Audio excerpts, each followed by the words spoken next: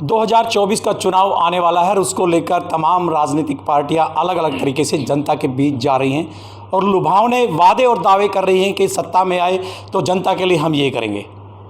इससे पहले अगर बात की जाए तो जब भी चुनाव आते हैं उससे पहले कुछ न कुछ ज़रूर घटनाएं घटती हैं और जिस तरह से चाहे मिर्ज़ापुर कांड हो या फिर हरियाणा में किसान आंदोलन हो या फिर जो है जाट आंदोलन हो या मणिपुर की बात हो या फिर अभी फ़िलहाल की अगर बात करें नूह मेवात में जिस तरह से अभी हिंसा हुई है उसकी बात हो, तो कहीं ना कहीं तमाम राजनीतिक पार्टियां उसे भुनाने की कोशिश करती हैं। इन तमाम बातों को लेकर के आने वाले चुनाव को लेकर के हम जो यहाँ के जो रोहतक के पूर्व जो विधायक रहे हैं, हरियाणा के गृह मंत्री रहे हैं सुभाष बत्रा जी, हम इनसे बात करेंगे। सबसे पहले सर स्वागत है आपका। धन्यवाद आपका बहुत बहुत। जी बत्रा जी, जिस तरह से चुनाव आता है उससे पहले तमाम गतिविधियाँ अलग अलग तरीके से होती हैं, हिंसाएँ भी होती हैं, हर कोई पार्टी भुनाने की कोशिश करता है। तो अब फिलहाल जिस तरह से बात की जाए तो नूह मेवात में जिस तरह से हिंसा हुई है उसको किस नज़रिए से आप देखते हैं? देखिए, ये एक बहुत ही दुर्भाग्यपूर्ण बातें हैं। हमारे टाइम में कांग्रेस पार्टी का आप कभी याद करो, कोई एक घटना बता दीजिए। जब से ये भारतीय जनता पार्टी सत्ता में आई है, चाहे सेंटर में चाहे प्रदेश में, इससे पहले इसी 9 साल का पीरियड हुआ है इस मौजूदा सरकार को। लोकसभा को भी तकरीबन 9 साल पूरे होने जा रहे हैं।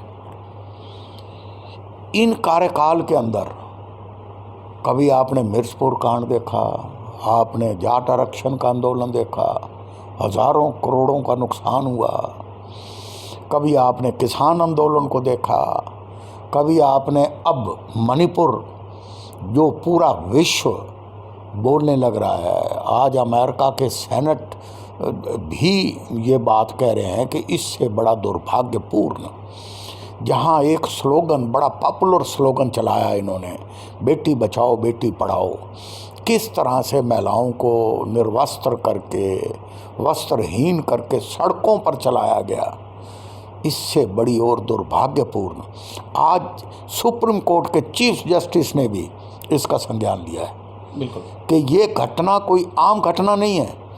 इसको आप निर्भया कांड से, निर्भया कांड तो एक कांड था, यहाँ तो खुद मुख्यमंत्री मणिपुर के ये कह रहे हैं कि ये घटनाएं 2 महिलाओं की नहीं हैं, ऐसी ऐसी तो कितनी घटनाएं हुई हैं। तो इससे आप अंदाज़ा लगा लीजिए अब मौजूदा हालात में। अब नूह के अंदर एक आदमी की, आज मैं अखबारें पढ़ रहा था, एक आदमी की तो मौत हो गई, और किस तरह से आमने सामने कितनी फोर्स भेजनी पड़ी। ये कास्ट लाइन के ऊपर ये भारतीय जनता पार्टी का एक एजेंडा है जी। उस एजेंडे के तहत ये काम करने लग रहे हैं। इनको कुछ लेना देना नहीं है कि लोग कितने मर रहे हैं। इस देश के अंदर अराजकता का माहौल पैदा हो गया है, पूरे देश के अंदर हालात ख़राब हैं। आज कास्ट लाइन, जाति पाति के नाम के ऊपर, धर्म के नाम के ऊपर आज सारे चैनल, माफ़ करना, आप तो आते हो, मुझे बड़ी खुशी होती है कि आपका चैनल एक इंडिपेंडेंट चैनल है। आज जो एक नेशनल लेवल के ऊपर आज तक का चैनल 4 दिनों से मैं देख रहा हूँ, ये कोई मध्य प्रदेश के शास्त्री हैं, उनका 1-1 घंटे का इंटरव्यू दिखा रहे हैं, और वहाँ के संपादक जो सबसे मुखिया हैं वही दिखा रहे हैं। मुझे शर्म आती है। क्या कर रहे हो आप? एक हिंदू मुस्लिम, हिंदू मुस्लिम, हिंदू मुस्लिम, इस देश को इससे पहले मैं ये कहता हूँ आज तक कभी नहीं हुआ। आज 22-24 हज़ार मुसलमान है इस कंट्री में। आप भाईचारे का कोई संदेश दो, आप एक सेकुलरिज्म का कोई मैसेज दो। आज आप एक इशू को उठाते हो और उसी को कैश करने के लिए। अच्छा, बीजेपी कहती है कि हम विकास करते हैं, जातिवाद जो हम नहीं फैलाते, भाई भतीजावाद कांग्रेस फैलाती थी, वही इस तरह का जो संदेश वो देती थी। भाई भतीजावाद कांग्रेस फैलाती थी या ये फैला रहे हैं? अभी तो पीछे मैं देख रहा था, हमारे स्पोक्स पर्सन ने कितनी मिसाल दी। अनुराग ठाकर किसका बेटा है? पूर्व मुख्यमंत्री का बेटा है। आज सब की जितने कैबिनेट मिनिस्टर बैठे हैं उन सबका रिकॉर्ड उठाकर देख लो। भाई भतीजावाद नहीं तो और क्या है। ये एक इनकी कथनी और करनी में ज़मीन और आसमान का अंतर है। ये ऐसी बातें कहते हैं। कभी तो मणिपुर में 24 मेंबर पार्लियामेंट गए, उनको नामर्द कह रहे हैं। इनको शर्म आनी चाहिए। अरे वहाँ के लोगों की पीड़ा देखने के लिए गए हैं वो लोग, और एक अलग अलग पार्टियों के मेंबर पार्लियामेंट चुने हुए लोकसभा के सदस्य गए हैं, तुम उनको नामर्द कह रहे हो। इसलिए कि वहाँ गए क्यों हैं? आप इनका ट्रैक रिकॉर्ड उठाकर देख लीजिए। ये सोशल इंजीनियरिंग का फार्मूला चलाते हैं, जाति पाति का नाम लेके, कास्ट की पॉलिटिक्स करके, धर्म के नाम के ऊपर पॉलिटिक्स करके, हिंदू मुस्लिम का नारा लगा के। आज रोहतक में देख लीजिए, लाल मस्जिद के ऊपर इनको सिक्योरिटी तैनात करनी पड़ी। क्या मतलब है? जहाँ मुस्लिम माइनॉरिटी में है वो अनसेफ हैं, और जहाँ हिंदू माइनॉरिटी में वो अनसेफ हैं। आज इस देश में कोई भी, इस राज्य के अंदर कोई भी सुख की, चैन की नींद नहीं सो रहा। आज महंगाई ने चरम सीमा की सारी सीमाएं लांघ दी। 200 रुपये किलो टमाटर बिक रहा है, कानून व्यवस्था है नहीं, भ्रष्टाचार चरम सीमा पे है, बेरोजगारी नंबर 1 पे प्रदेश है। आज कौन सा मुद्दा है जिसके ऊपर ये आने वाले चुनाव के अंदर लोगों को क्या बात कहेंगे? बिल्कुल, मैं इन चीज़ों पे बात करूंगा। जिस तरह से दंगा भी, अगर हिंसा की बात करें तो नो मेवात में चल रही है, उसको लेकर के क्या तमाम पार्टियां उसको भुनाने की कोशिश कर रही हैं, शांति की अपील भी कर रही हैं, लेकिन आपस में क्योंकि चुनाव नज़दीक आने वाला, कहीं ना कहीं उसको मुद्दा बना करके देखिए, ऐसी तमाम पार्टियों की बात ना करो, एक ही पार्टी की बात करो। तमाम पार्टियां कौन सी? क्योंकि जिस तरह से कोई भी मुद्दा आता है तो हर पार्टी जो है उसको भुनाने की कोशिश करती है। वो किसने भुनाया? आज हमारे लीडरों के स्टेटमेंट देख लो, कोई भी अनपार्लियामेंट्री लैंग्वेज का किसी ने इस्तेमाल किया, और यही कहते हैं कि भाई सरकार कंट्रोल करे और शांति को कायम करे। यही कह रहे हैं ना, और क्या कह रहे हैं? अच्छा, यहाँ तो अगर बात करें बीजेपी की सरकार है, 9 में जो है कांग्रेस का विधायक है, और अगर बात करें मणिपुर की तो वहाँ बीजेपी की सरकार है। तो दोनों तरफ से अगर कंट्रोवर्सी की बात करें तो एक दूसरे पर आरोप देखिए, यहाँ जब सरकार किसी की हो, वहाँ विधायक कोई मैटर नहीं करता। अब रोहतक में कोई विधायक मैटर करता है क्या? हैं? आप देख लीजिए, फीते काटते हैं हारे हुए, और जीतते हुए तालियां बजाते हैं। मैं तो पहले भी कहता हूँ, कहाँ है ही नहीं कुछ। ना वो राजनीति रही, ना वो सोच रही। अब तो लोग भाड़ में जाएं, महंगाई है तो होने दो।